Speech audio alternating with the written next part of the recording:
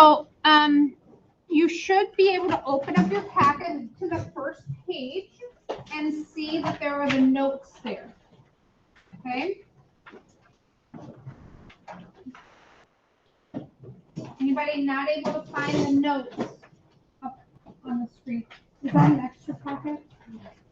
I don't want to run short. And I can turn off a few of these lights.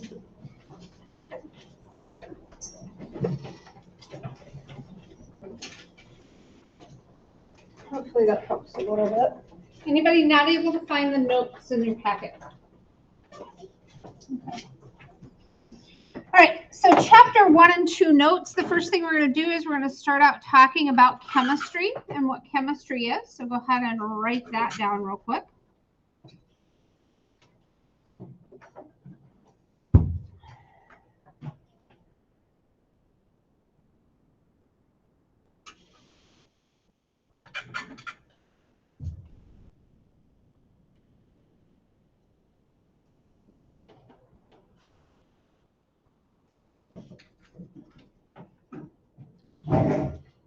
There are several branches of chemistry. One of those branches is called organic chemistry. Organic chemistry then is studying carbon-hydrogen bonds and molecules that are made out of that.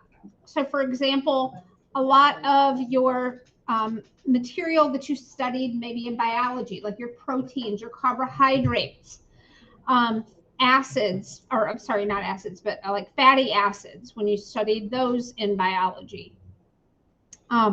Those are all organic chemistry. A lot of your drugs, your medications, your plastic, anything that's made out of plastic falls under that category. If you go on to take chemistry in college, a couple levels up will be organic chemistry. So this typically isn't your intro level chemistry to start with.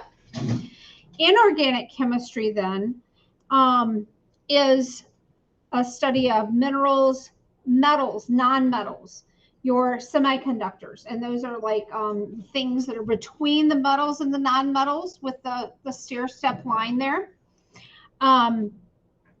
Those are inorganic chemistry, and that's primarily what we focus on in here. Physical chemistry then deals with reaction rates and reaction mechanisms. If you go on and take AP chemistry with me, that is something that we will end up studying in there. Analytical chemistry then, you've probably seen on the side of different foods where they have the calories and sodium amount and daily amounts of different materials in that particular consumable. That would be analytical chemistry. And then going back to some of the organic and biochem are very closely related because living things are made up of organic molecules. Okay, so those are kind of the basic branches of chemistry. The scientific method then, you guys have probably had some exposure to that. Scientific method then, we're going to have a systematic approach to problem solving. You make an observation, you state a problem, develop a hypothesis, do an experiment, and then analyze your data, and then look back and see how your conclusion relates to that hypothesis. And then you may need to redo it.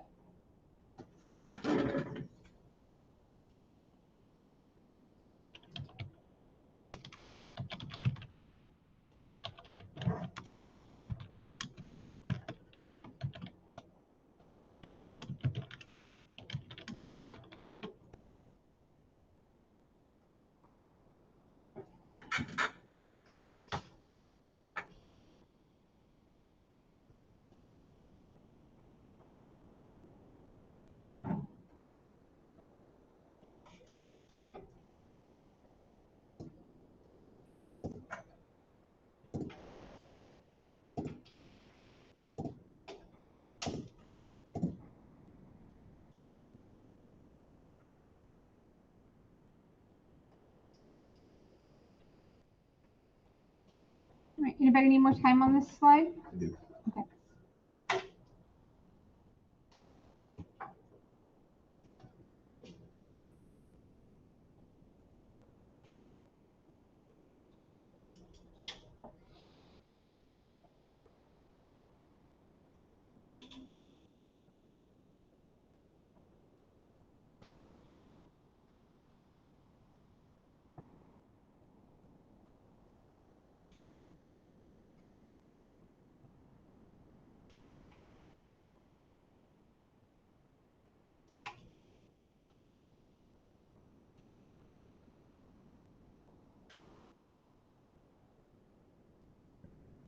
Anybody else?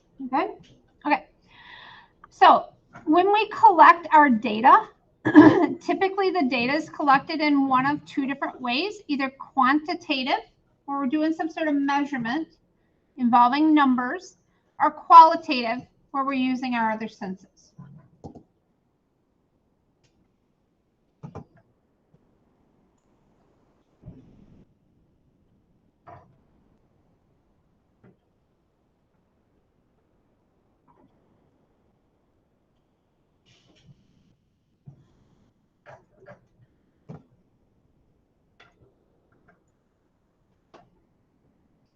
So the root word of quantitative is quantity. So that's how you keep track of that one. And then this is quality. So what qualities does the item have? All right.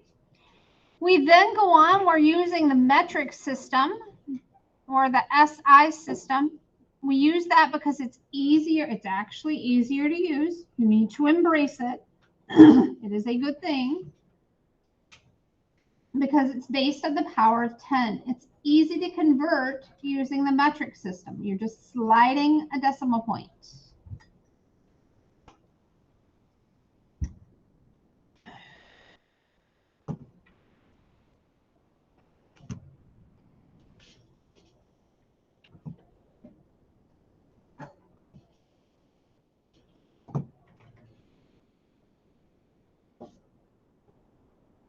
We do have base units in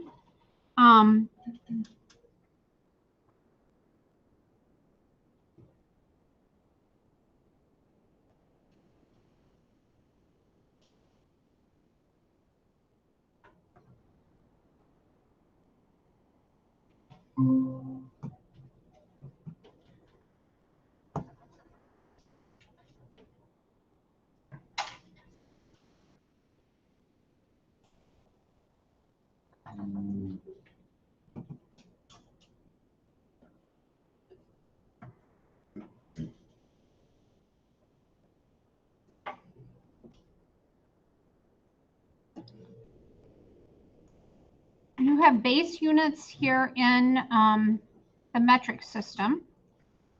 With that metric system, then we have our second, meter, gram, Kelvin for temperature, and mole for amount of substance.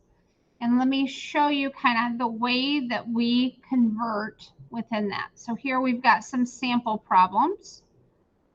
Trying to figure out how to make this bigger for you guys. Hopefully you can see that. So we had some sample problems on there. The first problem,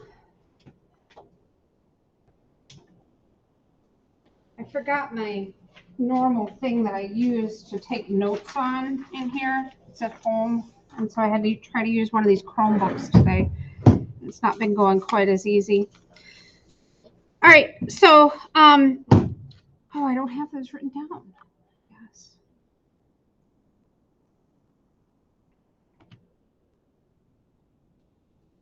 All right, we will figure this out eventually. Here we go.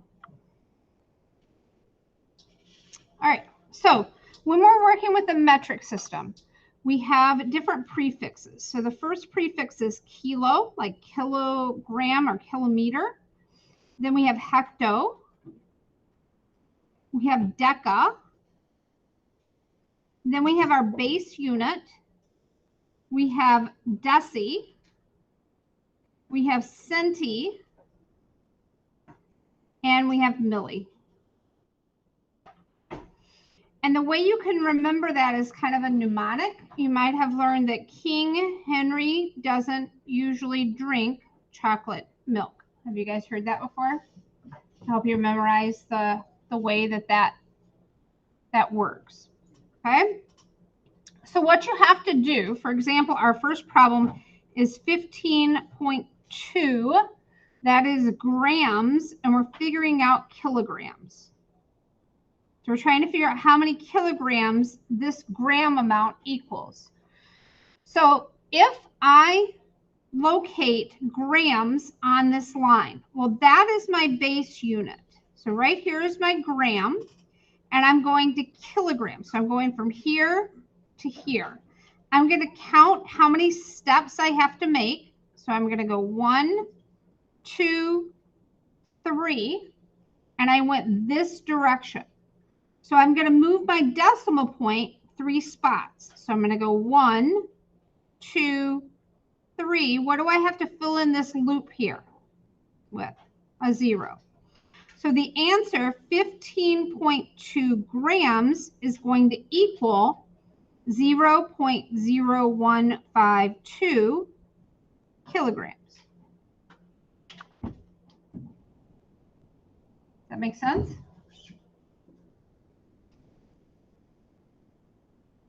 All right, let's try another one. We've got, this time we're doing liters. So kiloliter, hectoliter, deciliter. Oops, hold on. Should be DA.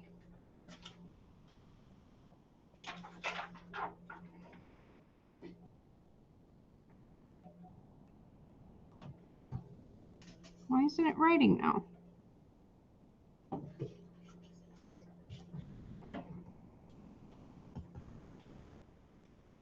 Oh. There. I guess I just had to start a new one.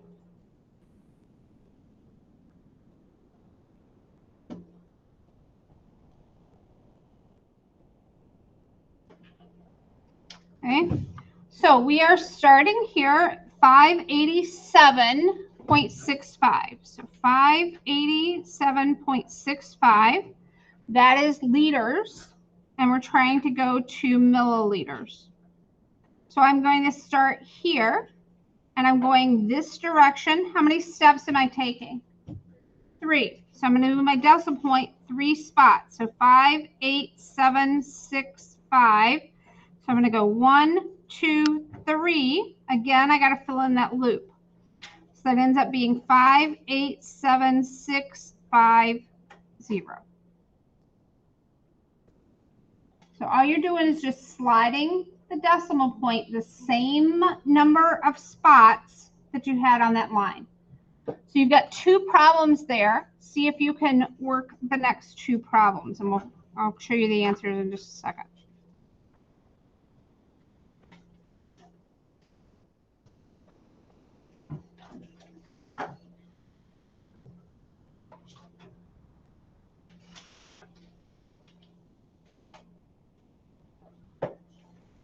Are these not on your paper? Oh, okay. Well, how about this? I put the problem up here. Can you do this one? I'm sorry. Every year I try to make sure that everything's right, and I still don't get things quite where they need to be. I'm sorry. So there's one problem, and then the next one is, I should know that because I got your note packet right in front of me, you guys.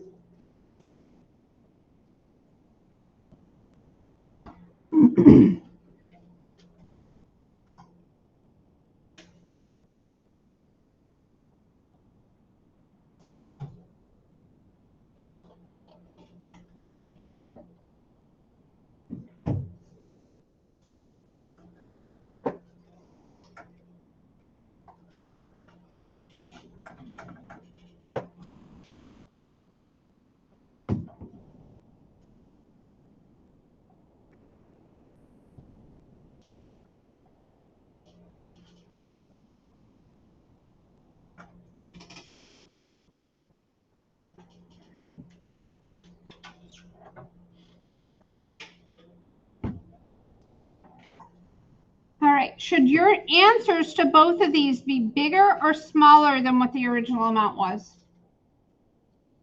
Smaller, good, okay. So I'm gonna have more milligrams than I would have grams. Okay, a gram is bigger than a milligram. All right, oh, hello. That's not what I want, come on, where's it at? There we go, whew, I found it. All right, so I'm going to move my decimal point. I'm going to move it 3 steps because I'm going to go 1, 2, 3. and I went this direction, so I'm going to move my decimal point, so you should have ended up with 0.0152 for your answer. All right, this one, how many spots did I have to move in the next one? 2, and I'm moving this direction, so you should have ended up with 0.00845. You okay? It's just sliding the decimal point. Like if you have this number line here, you should be able to slide the decimal point one way or the other, the same amount of spots. Good? Okay with that? All right, let's see.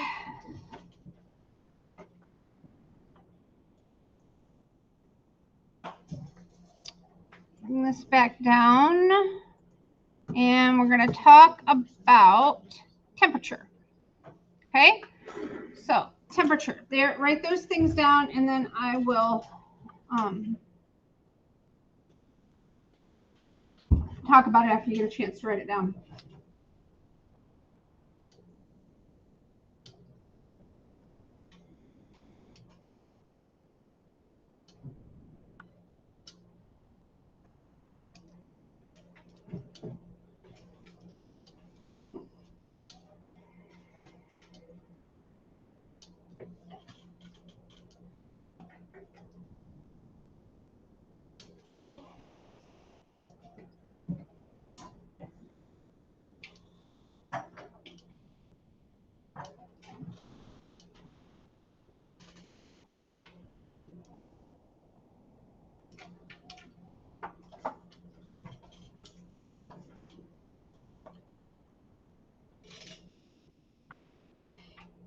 Everything around you is vibrating.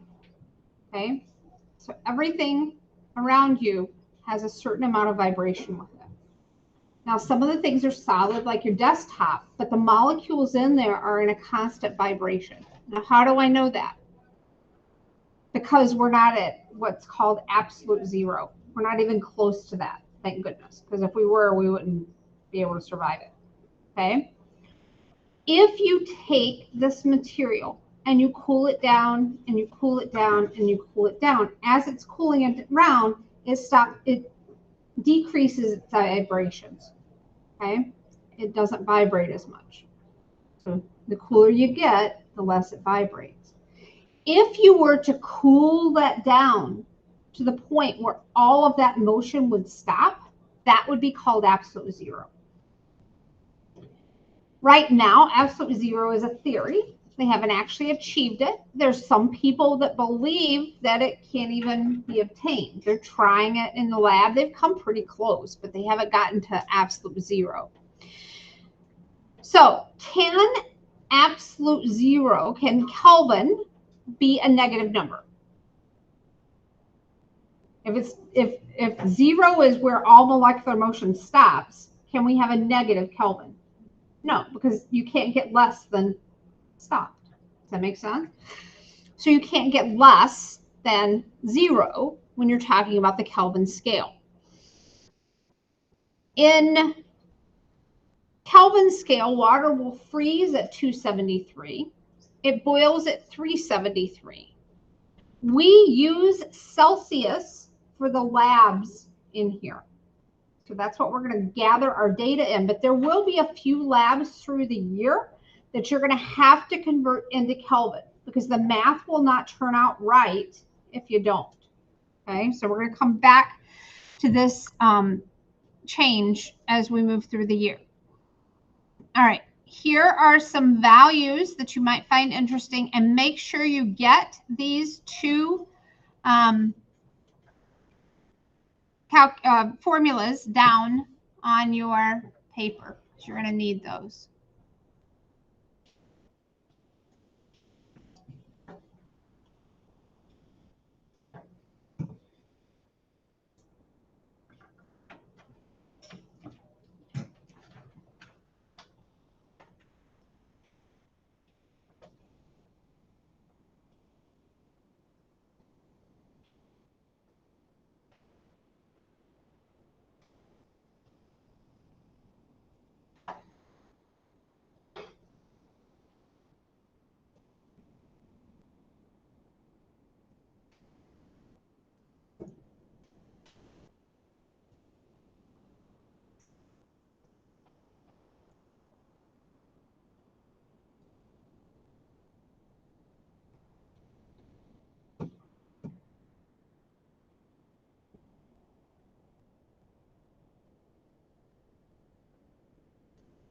right? Last thing we're going to talk about today then is density. Density is a ratio of mass of an object to its volume.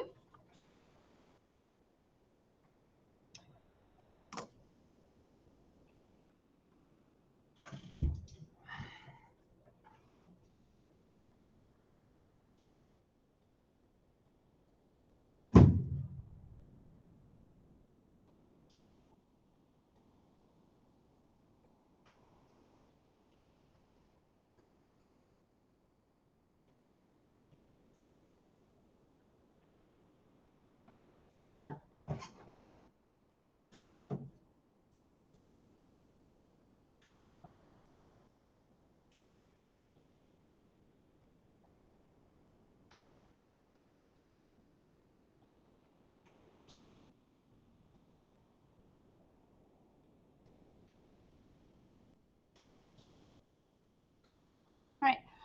Mass is typically measured in grams, and volume is measured in either milliliters or cubic centimeters. And I'll show you why here in just a second. We're going to do a problem here. Do you guys have this problem in your packet? No. Okay. So let me see. We've got a brick, and that brick is 100 centimeters by 100 centimeters by 2 centimeters. And it has a mass of 433 grams. Okay.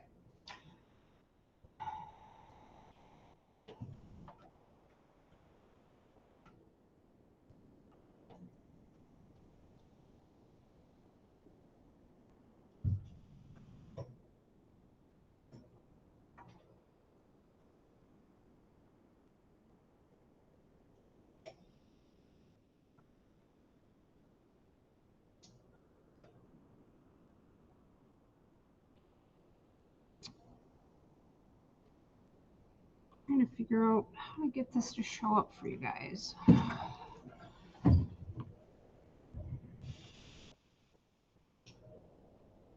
Okay.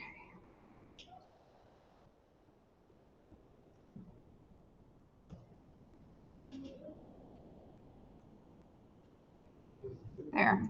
Okay, so that's the problem. So we're figuring out density. The formula for density is love. You know it's love? See the heart? I know, you think I'm crazy, right? Watch this. If I take this heart and I go like that, what letter do I have above? An M, and this is a V, right? So density is mass over volume. So that's how you remember the formula for it. Mass over heart. Love density. Okay.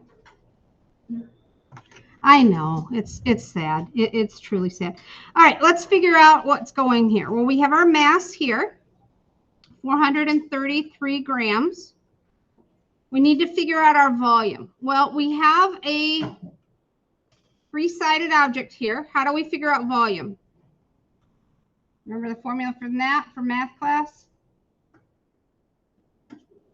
Exactly. Length times width times height. So we're going to multiply 100 centimeters times 100 centimeters times 2. Can you do that in your head?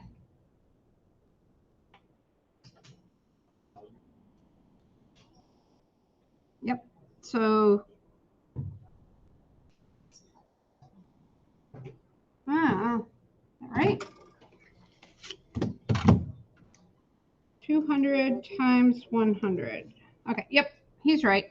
He's good. 20,000. And that's going to be what? What are my units? I got centimeters cubed, right? Yeah, take pass. You got your ID? No, I haven't got one yet. Okay. All right, so centimeters cubed. So now I'm going to divide this out. So 433 divided by 20,000, and that's going to be 0.02165. What are my units for this? What are my units going to be for this? Well, I had grams here, and I had centimeters cubed here. So my units end up being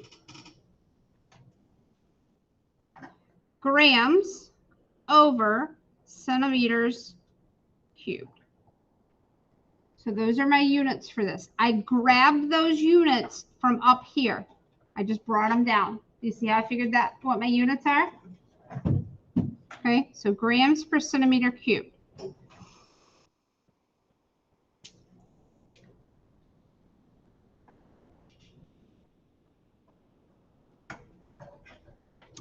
Okay, questions? Anything that makes sense on that?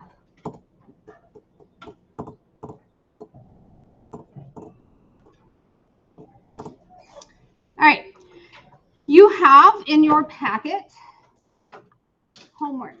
All right, now it's several pages, but you have Friday until Friday to get it done. Okay, so before you start revolting on me and going, I can't believe she did that, I'm giving you several days to get it done. And I'm guessing a lot of you might have it done, a lot of it done, like in the next 20 minutes. It's not that much stuff in there. Okay, so if you take your packet, use Liz's here. Liz. I want to use that stylus. They charge you $25 for a new one.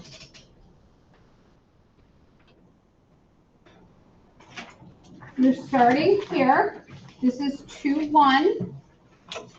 You're flipping over. You've got this page. It's 3 pages. But again, it's not, there's not a lot there. It looks like a lot, and I'm giving you for Friday on it. Okay? So go ahead and get started with that. I'll put my answer keys up here so you can check your work as you're going along. And if you've got questions, come see me. Otherwise, you've got somebody sitting next to you you can work with as well. Okay?